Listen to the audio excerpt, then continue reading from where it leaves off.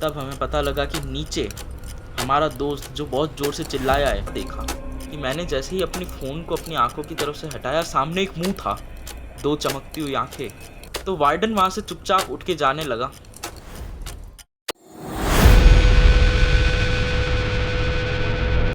तो कहानी के दूसरे पार्ट में स्वागत है। बिना ज़्यादा टाइम वेस्ट करे कहानी को शुरू करते हैं, लेकिन लास्ट में तुम्हारे लिए कुछ 2-4 लाइनें मैं कहना चाहूँगा। मतलब मेरे दिल की बातें वो तुम्हें बताऊँगा, तो स्टार्ट करते हैं। तो जैसा कि वार्डन बिना कुछ बोले चला गया, हमारा दोस्त डरा हुआ था। पर 5-10 मिनट के बाद वार्डन वापस आया। वो हमारे लिए पीने का पानी लेके आया था और खुद के लिए आग जला के लाया था। उस ठंडे और शांत माहौल के अंदर उसकी जलती हुई आग, और उसने कहानी शुरू करी कि साल 2008 के करीब यह हॉस्टल केवल लड़कियों का होता था। जैसे कॉलेज तुम्हारी आज छुट्टी करता है, वैसे ही उस समय भी छुट्टियां चालू ही रहती थी। सर्दियों का छुट्टियों का समय था। तुम्हारी तरह उस समय 2 लड़कियां कॉलेज से घर नहीं गई थी, वो अपने कमरे में ही थी। वैसे भी उस समय उनका खाना नीचे ही बनता था। तुम्हें याद है नीचे जो दुकान है? हाँ, वही दुकान।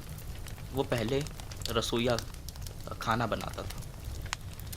तो वो पहले रसोई घर था, वहाँ उनका खाना बनता था। खैर, 27 दिसंबर, जैसा कि आज है, 2008 के 27 दिसंबर में अचानक से सुबह एक लड़की उठती है। लड़की का नाम नहीं पता, पर खैर वो उठती है। वो अपने आजू बाजू देखती है, उसे दूसरी लड़की दिखाई नहीं देती। गई होगी कहीं, ये सोचकर वो उठती है। वो थोड़ा अपना काम करती है, आजू बाजू देखती है। थोड़ा आधा घंटा हो जाता है तो उसको पता नहीं चलता कि वो लड़की गई कहाँ। वो जैसे ही कमरे से बाहर निकलती है, शांत ठंडा कॉरिडोर उसका इंतजार कर रहा था। पर कॉरिडोर में और भी कोई था जो उसका इंतजार कर रहा था। उसने कॉरिडोर के खाली मेन एंट्री सेक्शन की तरफ देखा था। उसको नहीं पता था कि उसके गेट के पीछे कोई गंदी नज़रों से उसका इंतजार कर रहा है।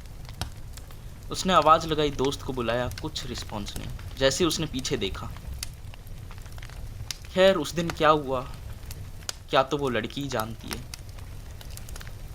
उस दिन से वो रसोइया गायब था। जैसे ही हॉस्टल में बाकी बच्चे आए तो उन्होंने मालिक को फ़ोन किया, और मालिक भी आया तो उन्होंने क्या देखा, एक लाश जिसका सर कटा हुआ है, वो हॉस्टल के रूम के अंदर ही पड़ी हुई है। 2 लड़कियां थी, एक लड़की गायब है। खैर कोई बात नहीं।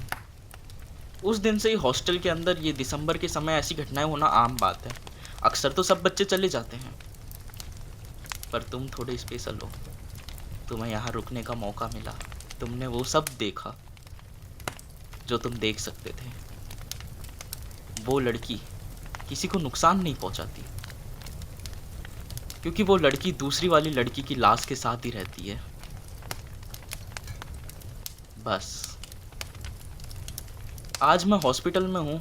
नया साल आ चुका है, नए साल का दूसरा दिन चल रहा है, 2 जनवरी है। उस दिन क्या हुआ पता नहीं, वार्डन ने जैसे ही वो कहानी सुनाई, हम सब बेहोश हो गए। और जब हमारी आँख खुली तो हम लोग हॉस्टल में थे। एक लड़का जो पूरी तरह से बीमार हो गया था, वो वही था जिसने आंखें देखी थी। अब उस लड़की के साथ क्या हुआ और वो दूसरी लड़की की लाश कहाँ है, वो कोई नहीं जानता। हमने उसके बाद में कभी भी हॉस्टल की तरफ नहीं देखा, ना ही हमें जानना है हॉस्टल में क्या हुआ। पर वो कहानी जो हमारे साथ हुई थी, वो हम तुम्हें बता रहे हैं। तो वेल, यही थी वो कहानी जो हमें हमारे सीनियर्स ने सुनाई थी जब हम खुद हॉस्टल में थे। एक दिन बैठे हुए थे तो उन्होंने ही सुना दी ये कहानी। खैर, उन्होंने जो कहानी सुनाई थी तो मैंने उनसे वापस से बात करी, तो उन्होंने बोला ये कहानी सच है या नहीं है इसके बारे में तो हम भी नहीं जानते हैं, लेकिन हाँ, हमारे हॉस्टल में कुछ ऐसा ही हुआ होगा। तो तुम भी एंटरटेनमेंट के हिसाब से ही लेना इस कहानी को, कोई स्पेशल वैसी बात नहीं है। और हाँ, अब जो स्पेशल बात मैंने तुम्हारे लिए रखी थी एंड के लिए, वो यही है कि जो भी मुझे देख रहा है वो मुझे पूरा सपोर्ट करता है, तो थैंक यू। बाकी मेरे पास और भी काफ़ी सारी स्टोरी है, अगर तुम्हें जानना है स्टोरी के लिए, या तुम्हें भी अपनी कोई स्टोरी सजेस्ट करनी हो तो नीचे डिस्क्रिप्शन के अंदर टाइप कर देना, मैं तुम्हारी स्टोरी पे भी कवर करूँगा। और बाकी फेस रिवील तो मेरा कभी होगा नहीं। तो बाय, जल्दी मिलेंगे। राजा, हाँ रिकॉर्डिंग बंद कर दे भाई।